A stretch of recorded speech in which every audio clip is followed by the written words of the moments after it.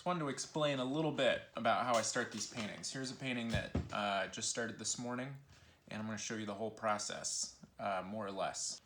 The process always begins with a couple of photographs that have been edited and put together. Some things are maybe brushed in or out.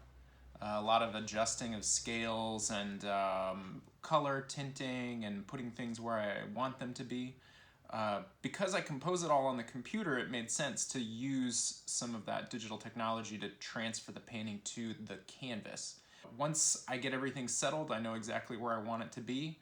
I put a series of adjuster layers on the Photoshop file to limit it to a grayscale, and then posterize it to 3 values. So I get a black, a gray, and a white. And that pretty much gives me all the information that I need to start a painting.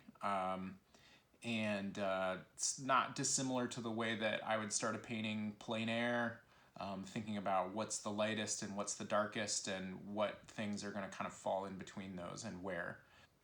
Once I have that image set up in Photoshop, I export it to a JPEG to open in Illustrator, do a quick live trace with some prefab settings that I've tweaked to kind of get what I want out of that file and that process. And then after the live trace, you have to isolate each layer, just dark, just light. I eliminate the middle value. This makes it pretty quick for the painting. So by starting the painting with a middle color, kind of a color of any sort, this particular one started with a single flat color. The first one that I cut is the darks. Then I pick out every tiny little hole and then carefully transfer that vinyl to the canvas.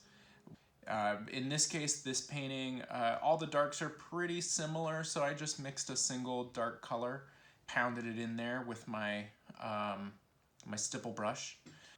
While it's drying, I print out the next layer, pick out all the little bits and pieces that need to come out of there, and then do the same transfer process, transfer paper, peel off the backing, put it on the painting, and then peel that transfer paper off to reveal the holes. There's kind of 3 areas for the light. There's the ironwork is a warm light. I have the highlights on the leaves that I want to identify, so I'm mixing a kind of a green color for that. And then peeking through the branches towards the background is it's mostly a kind of cooler light that I'm mixing to put on there. I'm observing a reference while I'm doing this so that I can kind of get the color in the right holes. So I kind of describe this as painting with bumpers. Same way that if you went to the bowling alley and you put bumpers up, it's not a guaranteed strike, but it makes it a whole lot easier to hit the pins.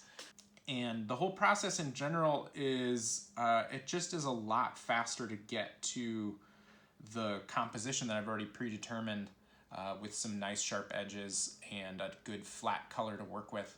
And then I can jump right into manipulating color and dissecting edges and moving a few things around. Once the whole vinyl process and stenciling method is finished up, then I'm left with a pretty nice preliminary. This took a few hours. For me, this is really like everything I need. From here, I'm going to go in and just kind of touch up some areas because I put that big flat gray-green color on the bottom. It doesn't really correlate with what the ironwork is doing, so I'm going to start there with filling some of that in, and you'll see it really come alive. And here we go. We've got a nice finished start to a new painting.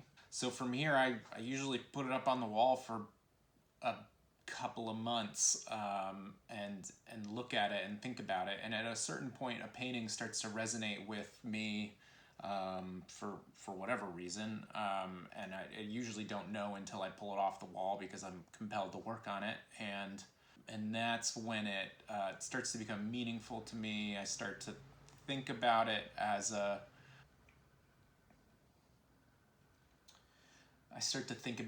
corollary to my personal experience or whatever emotional moment I'm going through at the time that I'm painting it, and that's often when the titles come, and the bulk of the work happens at that point. But yeah, for now it's gonna kind of live with the other recently started paintings on the wall. Thanks for watching.